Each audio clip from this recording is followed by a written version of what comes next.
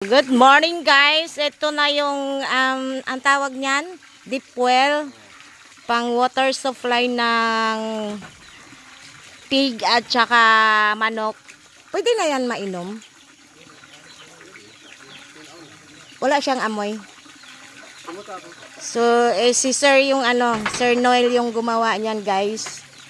So ilang lalim niyan, ilang deep niya? 90 feet deep ang niyan guys. Ayun na, may lumabas na tubig. So kaya ginaganyan niya para mag-clear yung water, matanggal yung mga buhangin.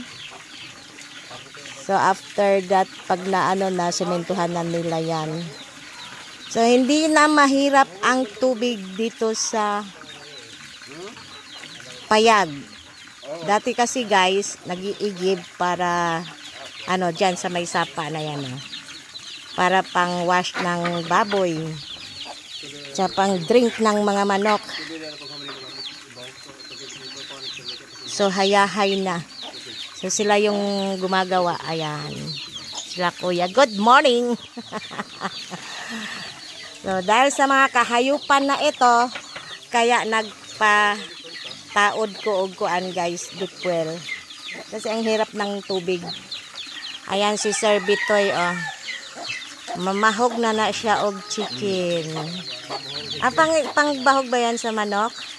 Oh, abangers na, oh. Abangers na sila guys. Ayan. Tingnan natin. So, para saan to naman itong na to?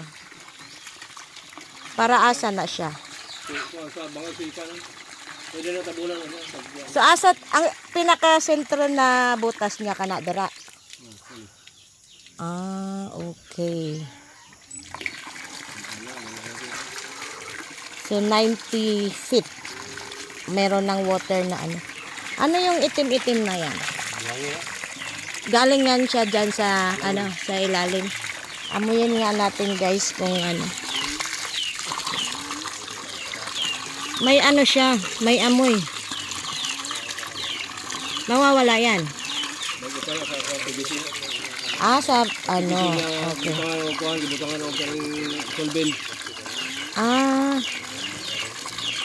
So meron pa siyang amoy, so it's not recommended for drinking. Pero pag pag nawala yung amoy niya, possible na mainom siya.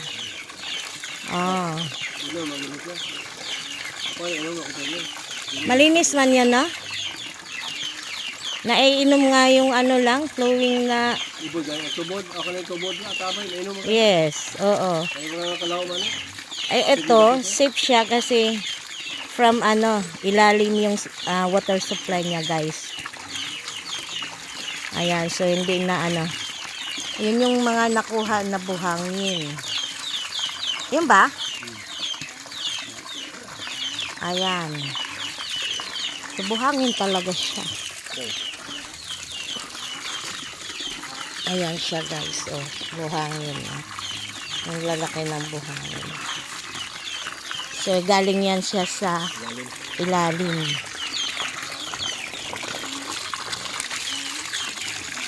Nagpapagawa ko dito ng swimming pool guys. Sayang lang at hindi hindi nag-flowing. So lucky sana kung siya flowing kasi you don't need to pump it. Hayaan mo na lang siyang mag-flow dyan, ganon. Okay, thanks for watching. Bye-bye.